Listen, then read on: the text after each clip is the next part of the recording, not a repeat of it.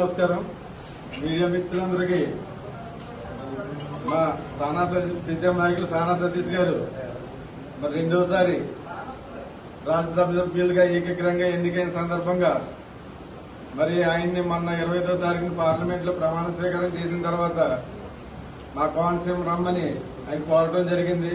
ఆయన వెంటనే 29వ తారీఖున మీకు అమలాపురం వస్తాను అని చెప్పడం, మరి మా కూటమి కార్యకర్తలందరితో ఆలోచించి మనం ఎలా చేద్దాం అంటే మనం సానా సతీష్ గారిని రావులపాలెం 2 గంటలకి ఆయన రిసీవ్ చేసుకుని కారు ర్యాలీతో అక్కడి నుంచి మన అంబోజీపేట మీదుగా, అంబోజీపేటలో చాలా మంది యువకులు బైక్ ర్యాలీగా వచ్చి అక్కడ వెయిట్ చేస్తూ ఉంటారు.